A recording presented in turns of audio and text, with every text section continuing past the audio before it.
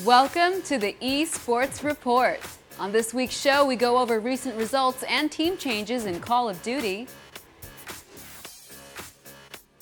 Wes shares his thoughts on the Smash community and the upcoming new game.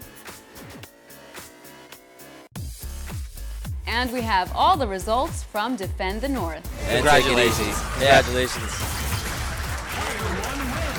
Welcome to the eSports Report, everybody. I'm Chris Puckett. This is Desi Sanchez. And guys, this last weekend's 2K series offered Call of Duty teams the first opportunity to try out their new rosters since the wave of team changes in the aftermath of UMG Philadelphia. Optic Gaming's new roster featuring both Clayster and Parasite failed to impress as they fell in round 3. Things didn't look much better for Clayster's former squad, Team Caliber, as the pickup team Are You Mad defeated them in a round 4 upset. Cursed New York, in a rush to fill a new roster, scavenged 3 members of the UMG Philly upstarts EGS and took a game from Complexity, though they also fell in round 3. That's right, but perhaps the most successful team change was Envious's acquisition of former Optic player Scumpy, as they rolled through the bottom half of the bracket and eventually met up with Complexity in the grand finals. Although it's no surprise Complexity emerged victorious, Envious managed to take the Blitz games away from Complexity, showing perhaps that the team isn't as unbeatable in that game type as UMG Philly would have led everyone to believe. Complexity ends up taking first, with Envious coming in second. Now, following a flurry of team changes last week, the roster shuffles have yet to show any signs of calming down. After a disappointing performance in the most recent 2K series, Optic Gaming saw Parasite and Ricky depart from their roster. We reached out to one of the remaining members, Clayster, to get his thoughts on the move. The announcement came out on Nadeshot's Twitter that you are picking up Saints from Strictly Business and Embos from the FaZe lineup. Clay, first of all, talk to me about how you decided on 2 teammates so quickly. In the Halo days, we used to have teams kind of playing with a free agent or maybe someone who is on another roster underneath a fake account. They'd get a night of practice in and then make the move. But that was back before everyone was streaming. Nowadays, it seems like you just have to have a gut reaction and go after that player without having any opportunity to practice at all. Is that what happened in this case? I mean, kind of. Like you said, everybody streams nowadays, so you can't really play under fake accounts anymore. We used to do that back in Modern Warfare 2 and stuff like that, but now everybody knows everybody's voice, and so it's kind of the thing where, like, if you were playing somebody, they would want them to talk just to hear who it is, and if you don't, then I'm sure they can figure it out. And Embos and Saints were 2 of the players that they were our number 2 and number 3 players. You know, that spot that Parasite filled up on Optic. We were definitely considering those 2 players, Embos and Saints. So when Parasite left and then Ricky soon after, it just became a thing where me and Matt were sitting there talking, like, what do we want in a teammate? What are we looking for in a teammate here? Because obviously the personality clash is what killed this past team. So we were trying to think, like, we need skill and we need somebody that's mature and that's willing to learn and take constructive criticism. And that's who these players are. Like, Embos is one of those guys who he's always going to get the job done, even if his stats aren't the best. He doesn't care. He'll sacrifice his stats for the objective. He'll do the dirty work, and his shot's pretty good on top of that. And he's a smart guy. And then we brought Embos into the call. Me and Nate shot last night around 2 a.m. We were just talking business with him, you know, just asking him questions because he expressed interest in the team. As soon as he saw that Parasite was gone, he basically expressed interest. And so we knew he was available. You know, he's on FaZe, which kind of is unfortunate for them.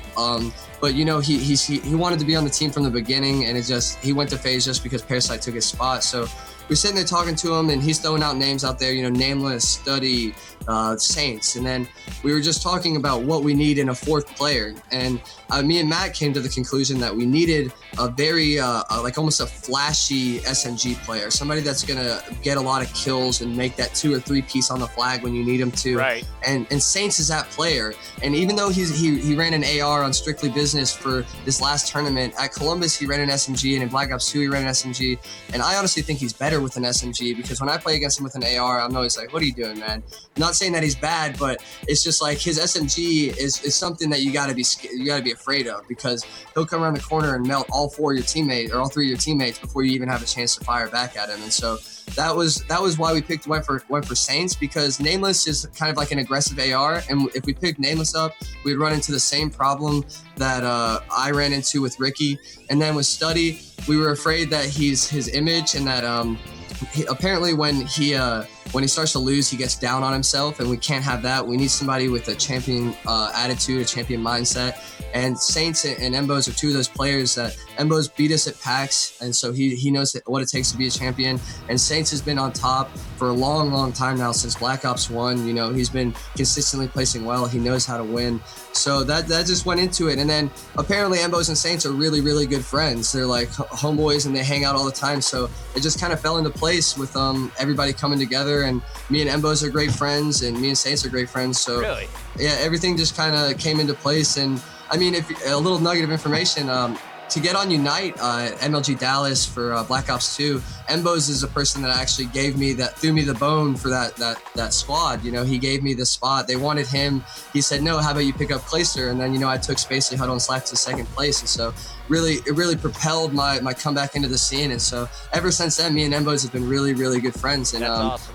Yeah. So, I mean, it definitely just all came around full circle. You know, we were talking about picking up either one of those players in the spot that Parasite took. And then with Ricky leaving, it opened up 2 spots. And, you know, I hope this works out. And I think it will work out. I feel like the mesh of players is a lot better than the squad previous. So Puckett, with these recent developments, what do you think are the top 5 teams right now? You know, number 5 is pretty tough to choose, but I'm going to have to go with Team Caliber here. You know, they were second place at MLG Columbus. They made it to the finals at UMG Philly. And despite losing their best Slayer in Clayster, I feel like they found a guy with a lot of talent in Formal. He's a former MLG champion back from the Halo days. Now he's playing Call of Duty. He has some of the best reaction time in the game, and his sniper is really the game changer. I think it's far better than what we saw from Clayster. He's one of the best snipers in the game, and that firepower is going to be especially important in game modes like Search and Destroy. At number 4, I have the new FaZe lineup. JCap, Replays, and Classic have picked up Nameless to the squad, and I feel like Nameless is that all-around player they needed. He's very versatile, and above all, he is a fantastic communicator. This is exactly what FaZe needed after losing Methods and Embos. I think Nameless is going to bring everything that FaZe was missing.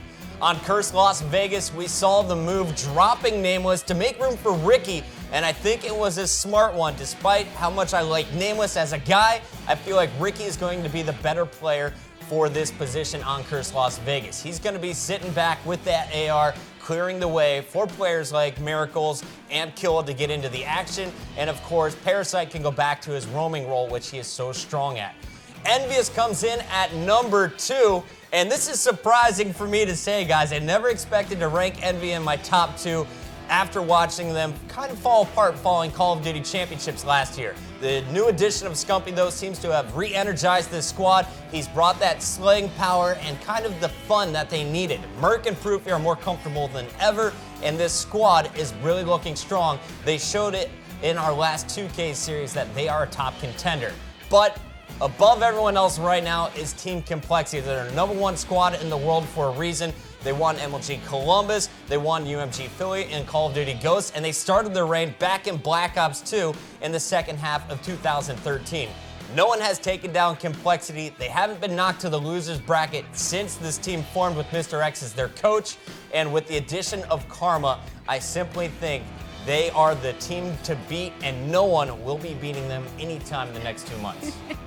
No one's messing with Complexity, huh? Yeah, I got them in that top spot. They're just too fierce. They play the game perfectly, to be honest. Absolutely. I like your ranking. Great analysis. Sounds like the changes are going to be good for a lot of these teams. Absolutely. Let's talk about a team that's actually looking to get back into the top 5, Optic Gaming.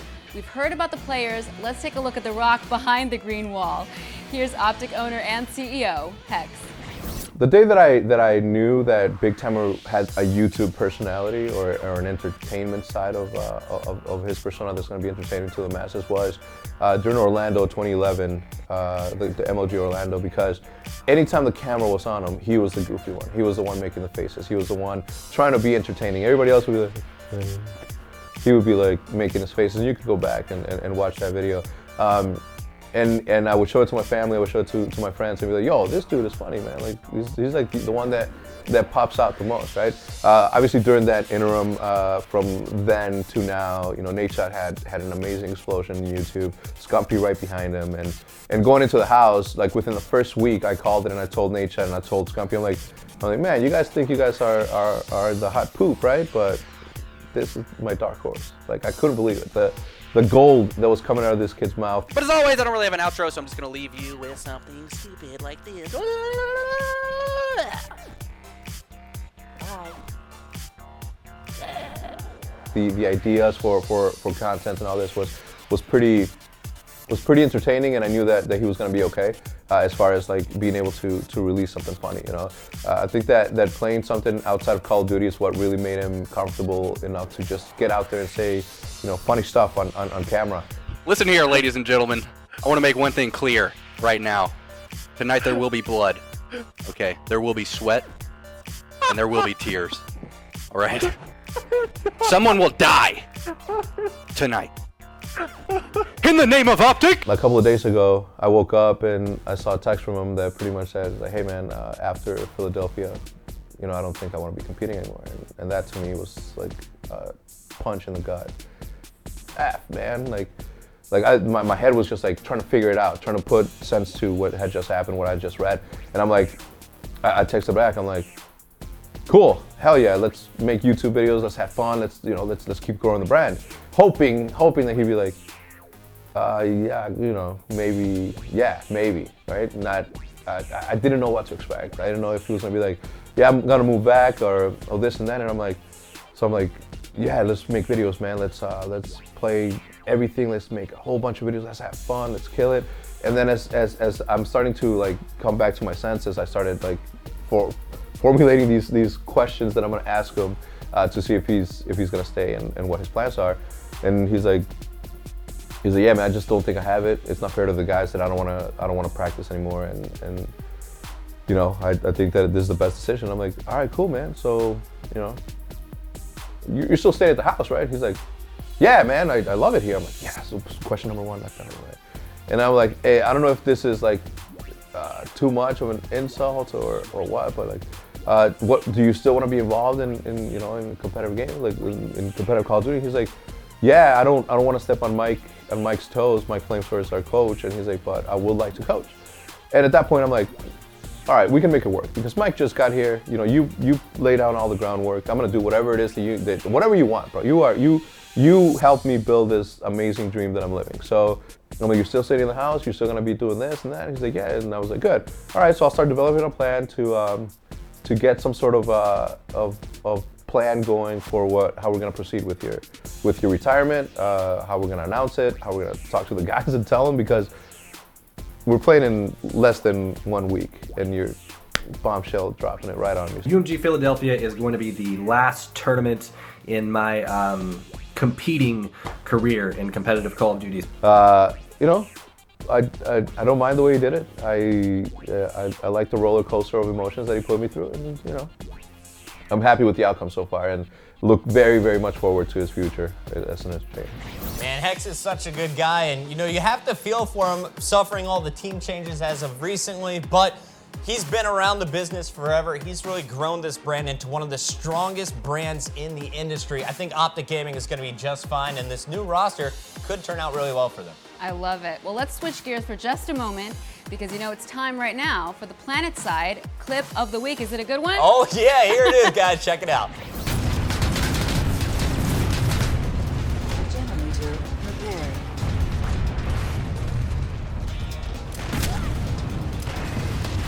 Shield generator critical. User joined your channel. Get in. Hey, Jim, can you do me a favor? What's up? Can you guys please report that event, bro? Who's following us around 2K? Now we start to get us an outfit to start Join your 2K channel. randomly. Is there any possible way you guys can report harassment of our platoon? Yeah, dude, give me 1 second. I appreciate it. Do you guys know how to spell his name? I don't. There it is.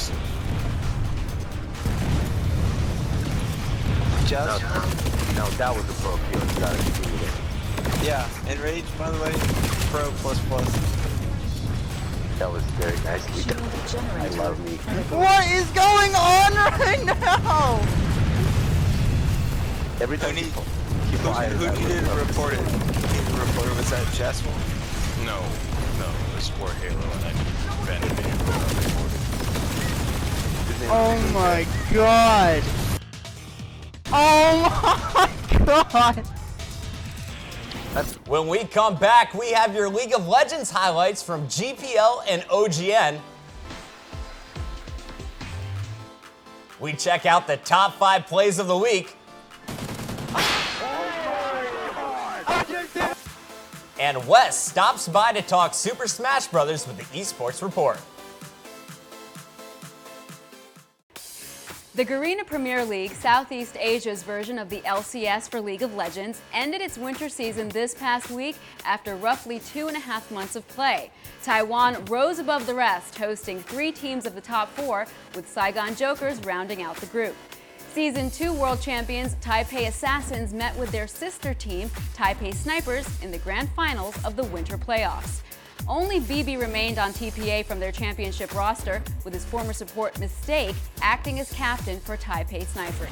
TPA opened up Game 1 with an unconventional carry pick in BB's Lulu, but after 55 minutes, Win's steady hands secured the victory. Outside! Gets the stun of, oh my god! He steals the Baron! My goodness! Wins! You stole the Baron! With BB back on traditional AD carries, TPA took games 2 and 3, due in large part to BB's performance. BB's taking him down solo. Morning jumping in as he pops that on his hourglass before he lands. Gonna see Archie getting taken out solo here. Zonda will get taken out first as Ninja takes out Mistake. Zonda is gonna go down. Ninja's gonna go down as well. However, Jay will miss that final Zenith blade.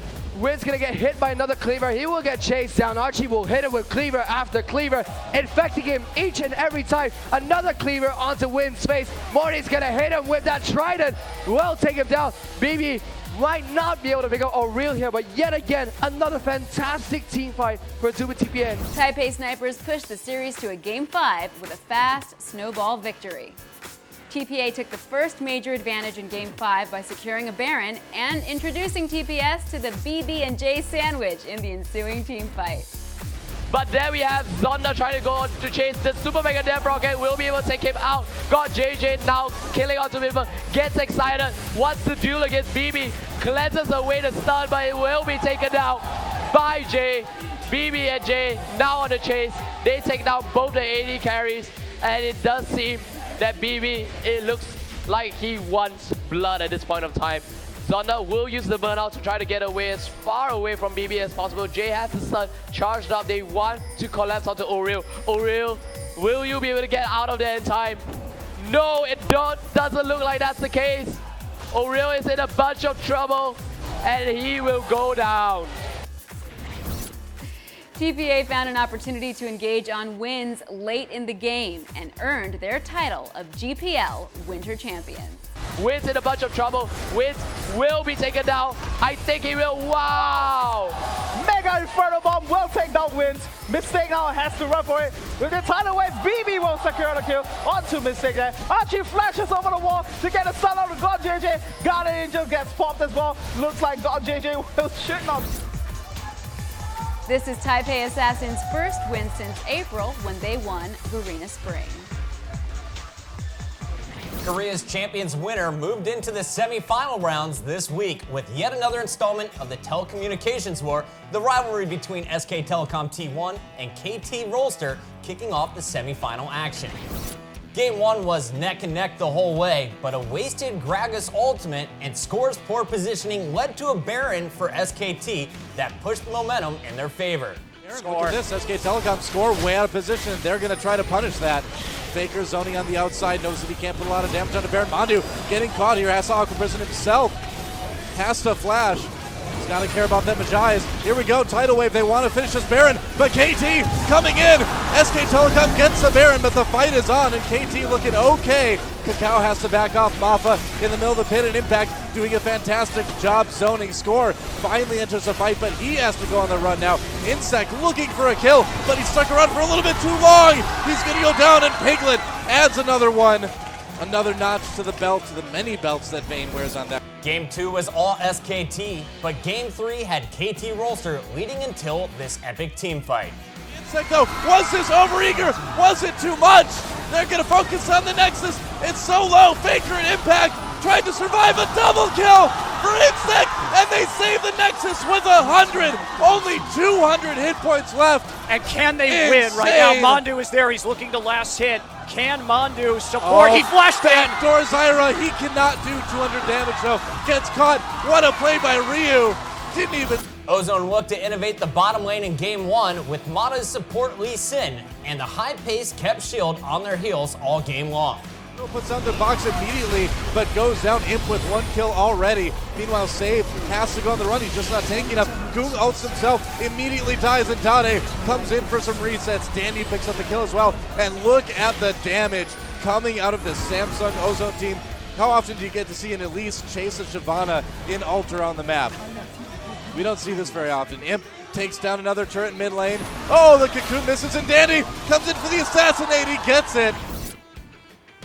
After tying the series in Game 2, Shield fought tooth and nail in Game 3 to fall just shy of winning and simply looked out of gas in Game 4 as Ozone advanced to the Champions Winter Finals. Imp looking for a way to get into the fight. He's a little bit trapped, but it doesn't matter. A double kill already for Looper in this fight, and now Imp is going to join it. Googan save it, big trouble save. Going in onto Imp. Can he get him? No, not just quite, but that was a close call for Imp, and I think that very well could be game. They're going to bypass the turret. They're going to bypass the inhibitor. And they're going to go for the win. They have to kill the inhibitor in bot lane yet again, but still, so much time. This is it. This is the game. And Samsung Ozone will win 3-1 and go on to face SK Telecom K in the grand finals for Champions Winter. SK Telecom T1 and Samsung Galaxy Ozone will face off in the Champions Winter Finals on January 25th, while KT Rolster Bullets and Najin White Shield settle for their 3rd, 4th place match. Turning to another MOBA title, this past weekend, the Infinite Crisis Winter Open locked in the top 4 teams that will be participating in its final bracket. The Open League featured 5 weeks of tournaments that narrowed down dozens of teams to a top 4. This weekend, these 4 teams will battle it out in one final tournament where $5,000 is on the line. The 3rd place spot was determined by a tiebreaker match between KGO and Vengeance Gaming after both teams earned the same amount of pro points during the 4-week lead-in. On Saturday, KGO demonstrated considerable skill, winning team fight after team fight, with Floetic even wiping Vengeance Gaming in a 1v5. Just so he can kill people faster. Looks like Kai got ambushed, but somehow escapes it, but no! Mecha Wonder Woman's ultimate finishes her off, and now Ease is actually kind of stuck behind enemy lines, but he Shazam's back in there, gets a couple of kills, and wait, did he just kill everyone on his own? Yeah, he literally just killed everyone. Wait, that was all 5, right? You know, there was 1 or 2 that were up top, I guess. Yeah, but I mean, he killed everybody that was down there, so. They took home the number 3 spot, giving up only 2 deaths for their 34 kills in a colossal stomp. Ooh. The 4th spot for this weekend's final bracket was earned in a last chance qualifier match between New Slaves and Aware Academy Live. Continuing Saturday's theme, New Slaves thoroughly dominated Aware Academy 36-15, winning most of the team fights and controlling the Doomsday device. Oh, look at how she tried to get away back safe, then she used the ultimate. Shazam did find her, not before she used the ultimate, but I think he is going to be able to finish her off. Oh no! Oh my god. He was unable to, and wow. I can't even believe that. It really looked like he was going to get her, and that was probably like the most upsetting denial of all, because she totally should have gone down. She needed to be flicked, and she would have died. And that's one of those things where he knew that's his job was, right? Was to go after Mecha Wonder Woman, and he did. He used his ultimate to cross her ultimate, got right next to her, did his best to take. KGO and New Slaves will be joining KGB and Vex Gaming this Friday and Saturday for a shot at the $5,000 grand prize in the IC Winter Open Finals. So tune in at MLG.tv at 7 p.m. ET on Friday to see it all kick off. Meanwhile, over in Southeast Asia, the Taiwan Esports League's second season came to a close. A field of 16 StarCraft players was narrowed down to just 2 over the course of the weekend, with Sen and San meeting in the finals. Sen has been recognized as one of the best StarCraft players outside of Korea since his Brood War career, while San has been a steady pro since the early days of Wings of Liberty, recently finding a home with the Taiwanese team YOE Flash Wolves. San jumped out to an early 2-0 lead in this series, but Sen bounced back to tie it up 2-2 after 4 games. 非常彪悍，直接顶穿。哦，这一波很凶，但出现了一个明显失误啊！这个立场放得超级晚，所有的巨像倒光，有机会。现在要上斜坡。对，上斜坡，没了，没部队了，人口差了100多，有机会，应该是哇，这个要顶穿了。对，台湾中现在爱怎么做就怎么做。San took the next 2 games, however, to finish the series 4-2 and claim the title. 你看用狗包上去，但是现在这个已经为10万，所以这个要这个。这么多就这样狂战士，结果打了 GG。San takes home $3,300 for his win. Sen goes home with $2,000. 2 great players. We're going to take a break, but when we come back, we've got an interview with Wes from the Super Smash Bros. Community.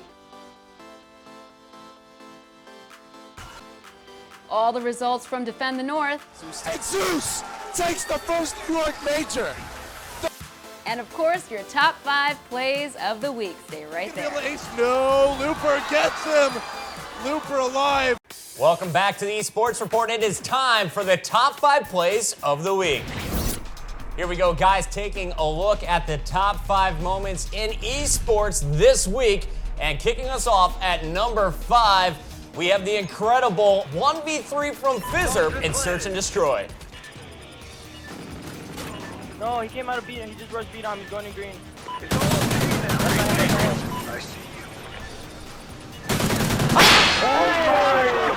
I just did him dirty, bro! I just did him so dirty! Oh my god! I've ever seen, bro. Over 400,000 people watched our number 4 play live as Reckles gets the double on Gambit in the opening match of the EU LCS. Now Yenistov gets pulled in towards the tower. Diamond joins them at the top here. This could turn out horribly for Fnatic. It's going to be a double kill. The super mega death rocket. Oh, and Diamond gets flashed away by Reckless, but can he close the gap? He's going to go in towards Reckless. He should. No, barrier bait pulls him out, and they don't get anything. Ladies and gentlemen, the super mega death rocket with the execution. Bomber comes in at number 3 when his last remaining Banshee forces a draw in what should have otherwise been a lost game. КСМ снял, убил. Потерял орбитал! Потерял орбитал, ребята! It's crazy! Что происходит? At number 2 is the incredible play from the OGN semifinals. Dandy steals the Baron, but Looper is the last man standing. Oh, the base clearing he stole it! Dandy steals Baron! And now they're going to be able to take out Gorilla as well. Gorilla flaying back Dandy, getting pulled in with that death sentence. What a play. Dade coming into the middle of everything. Dade goes down though, and Sivir doing a ton of damage. Imp claims his first victim. There goes Nova, and double kill for Imp. They manage to go 1 for 4, and they get Baron. What a cleanup. Imp dies to Goong! Imp, what are you doing? Goong with the double kill everyone! Goong triple kill! Quadra kill. Is he going to be able to ace? No, Looper gets him. Looper alive, and he's going for the inhibitor. What a crazy game. And Pith gets our number 1 spot this week with a Deagle ace in CSGO. Counter-terrorists win.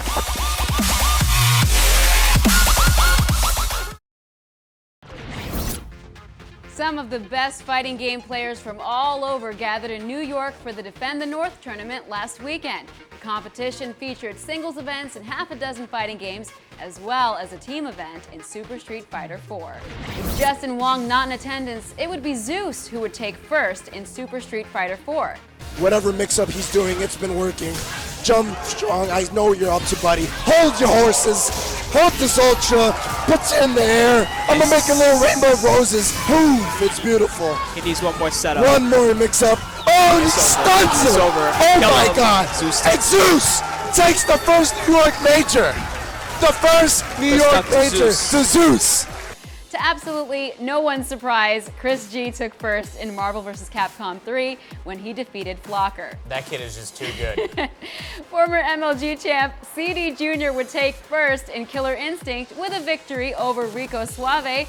Finally, the Street Fighter 4 5v5 finals featured Empire Arcadia and Professional Instigators Entertainment. Sanford opened up with 3 straight wins on Sagat for Empire before falling to Smug's unconventional Dudley pick. Holy crap. But Smug D, oh, we gotta calm down. No, he's going in. He's like, I have plus frames, and I will wall you. Okay. Sanford, even Sanford doesn't want to go for a safe jump. He's just like, I'm staying away. I'm out. Nice, got him. Smug looked to bring PIE back into it and managed to pick up a second win before dropping to NuckleDo. Wow. Again, NuckleDo in a strong position, even stronger than the previous round, and he takes it. NuckleDo finished out the finals for Empire with his impressive Gao play, closing the series 5-2. Big shout out to Triforce for some of that news. Guys, here is a full list of the victors for the 7 competitions featured at the event. In this week's player profile, we sit down with Wes from the Smash Brothers community. He shares his history with the game and his thoughts on the upcoming title, Super Smash Brothers 4. My name is Antoine, D.A. West, Lewis Hall, and the character I play with in Super Smash Brothers that I play competitively is Samus Aran. She has a lot going for her. She has little tricks you could do. You have to utilize all that she has. If not, you'll potentially lose. And on top of that, she's one of my favorite video game characters. The main reason why I like Smash Brothers is because it's a 4-player fighting game / party game. And teams I prefer more than singles. And teams takes a little bit more strategy because you can't just throw out any moves. You kind of have to work together with your teammate, have team combos. And quite frankly, I don't like playing games by myself. I like playing in a group of people because, it's just fun in being in a social environment. What made me see that I had to take my gaming to another level is when I first entered the tournament in New York City, which was called Ben. I always got second place or third place, but I would always leave there winning teams, some way, somehow. But that tournament kind of pushed me to be more of a well-known figure in the Smash community on the East Coast, because after Ben, I just took New York by storm. I started winning a lot of tournaments outside of Ben that got bigger than Ben. I have about 2 memorable moments of Smash. The first one was me and PC Chris at MLG, where I just felt we got robbed by the continuing series. That was one. I mean, it was still a good tournament, but I just felt that we should have known about that a lot earlier. The second memorable moment for me was FC Crew Battles, where I took about 6 stocks from the West Coast, pretty much almost sealing the deal for our victory, because if I didn't take 6 stocks off of the West Coast, East Coast probably would have been in trouble. Me and Azin, I think, held the East Coast down on one of the first and the best of all time, East Coast versus West Coast crew battles. Those are my top 2 most memorable moments of Smash. My thoughts on Smash 4 are, I hope it's a little bit better than Super Smash Bros. Brawl. At least just take out the things that made it less entertaining and less enjoyable for the players and the people who spectated matches. Just to build the community more, bring more characters outside of, I guess, the Smash world. One of the reasons why me and a few of my DA team members took, I guess, a hiatus on playing competitively. So what we did was we formed a not-for-profit organization named SOS Gamers. So we do a bunch of events, like go to nursing homes, and we entertain the elderly by playing, Wii Sports resorts, things of that nature with them.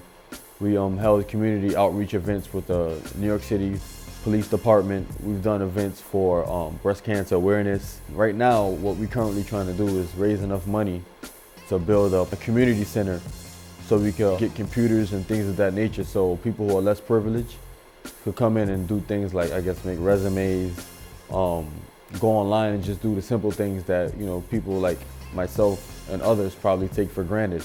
Smash Brothers, it did make me who I am today. It made me a little bit more. I mean, even though I had confidence in myself, it gave me a little bit more confidence in other things that I've done.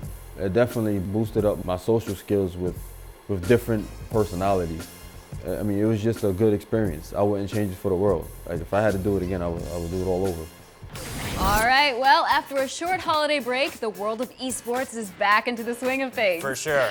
Dota fans have the Star Series Season 8 LAN Finals. Apex 2014 will feature a multitude of fighting game competitions, and the North American LCS kicks off this Friday. The first of the Call of Duty Online qualifiers will occur this weekend as well, and we'll see the first set of teams earn their spots for the regional finals. Qualifiers for Germany, UK, Ireland, and France will each advance teams to the next stage of the competition. While the scene in Germany and France is a little relatively unknown, be on the lookout for TCM and Epsilon to do well in the UK and Ireland qualifiers. Both of these teams finished in the top 12 at MLG Columbus, and TCM has been in the finals of both Gfinity 2K tournaments. Finally, catch Destiny and Cats as they cast the StarCraft 2 Game On tournament, which will feature 16 of the best StarCraft North American players competing for a prize pool of $5,000. So fun to watch. Don't forget to vote for who you want to see compete at gameon.gg/vote. And that wraps it up for us today. We'll be back next Thursday at 7 p.m. ET right here at MLG.TV. We'll see you next time.